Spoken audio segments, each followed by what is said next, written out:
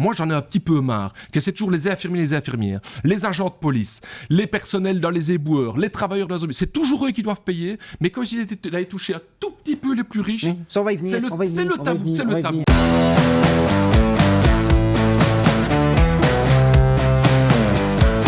Nous, on a toujours dit que l'austérité était effectivement le problème.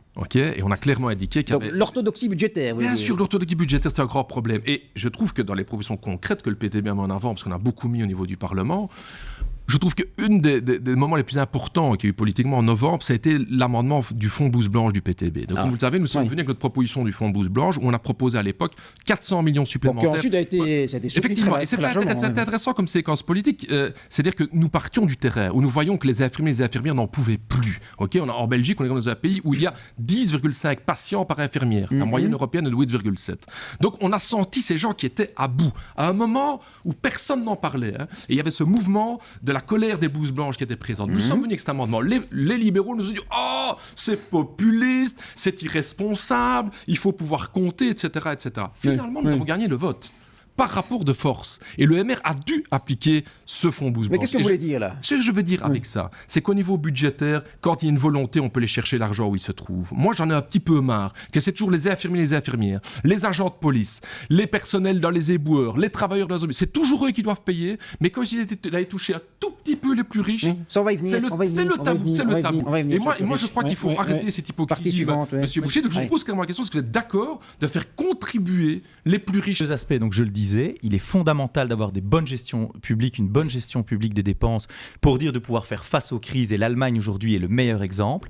Deuxième volet, bien sûr, que je préfère avoir plus de justice fiscale que ce qu'il y a aujourd'hui. Vous n'avez pas le monopole de l'indignation. On n'a pas du tout un scoop. Mais il y a une différence. C'est que moi, les gens que vous citez, les infirmiers, les éboueurs, etc., moi, je les respecte réellement. C'est-à-dire que je ne viens pas avec des slogans. Un premier point qui me trouve intéressant, c'est que, en fait, le long des interviews du MR ces dernières semaines, à aucun moment donné, le MR dit où il va chercher l'argent. Donc, on parle de dépenser 30-40 milliards, c'est ce que Claire Tavel dit, mais moi, j'ai regardé, j'ai lu, mais quelle est la proposition fiscale du MR pour dire qu'il va chercher l'argent ? Il n'y a nulle part. Nous, on a un parti sérieux, et on a un parti qui est crédible et qui vient avec des propositions concrètes. On entendra tout à l'heure d'où va venir l'argent. Nous, c'est très clair, si on propose notre taxe Corona exceptionnelle sur les fortunes de plus de 3 millions d'euros, on propose une taxe de 5%. 5%. C'est une taxe ponction Corona, unique. Qui va toucher que les 2% les plus riches. Et ça, je trouve ça important. Donc, il faut quand même savoir qu'en Belgique, les 2% les plus riches ont un patrimoine de 663 milliards d'euros. Pourquoi ça doit rapporter combien ça ? Et donc elle pourra rapporter en ordre de grandeur 10 à 15 milliards d'euros. 10 à 15 milliards d'euros. Et ce qui est important avec cette taxe, c'est qu'elle ne va pas toucher la classe moyenne. Moi, je trouve important de prendre une taxe dont la définition et de ne toucher que les 2% plus riches. C'est-à-dire que 98% n'est pas touché. Toutes les autres propositions que j'entends, comme les taxes sur le revenu du capital, les taxes, etc. Ça, vous ciblez vos camarades socialistes, là. Exactement, oui, mais j'entends même du côté parfois du MR cette proposition. Ça va toucher la classe moyenne. Je ne suis pas d'accord. C'est pas les gens qui ont de l'argent sur leur compte en banque qui doivent douiller.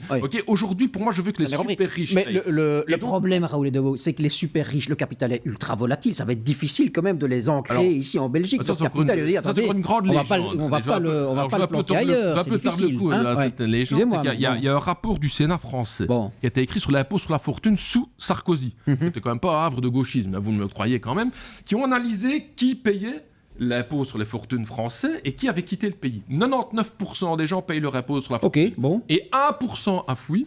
Et où sont-ils partis ? Ici. En Suisse et en Belgique. Donc j'ai envie de dire que par cette solidarité, donc les Bernard Arnault, etc., qui sont venus ici à Bruxelles, par solidarité avec nos amis français, si on établissait cette taxe Corona... Donc c'est 10 à 15 milliards d'euros, c'est ça. C'est ça. Et moi je veux dire pourquoi je trouve important, c'est pour que les travailleurs ne payent pas. Parce que si le MR ne dit pas, et j'espère qu'il va nous répondre à la question maintenant d'où va venir l'argent au niveau du MR, mais je pense que le MR va appliquer sa solution qu'il fait déjà depuis 21 ans au pouvoir, c'est une nouvelle fois augmenter les accises, augmenter la TVA, diminuer les salaires des gens, et ça je ne suis pas d'accord. Donc c'est entre le choix entre faire payer les plus riches ou faire payer les travailleurs, les infirmiers, les éboueurs, etc.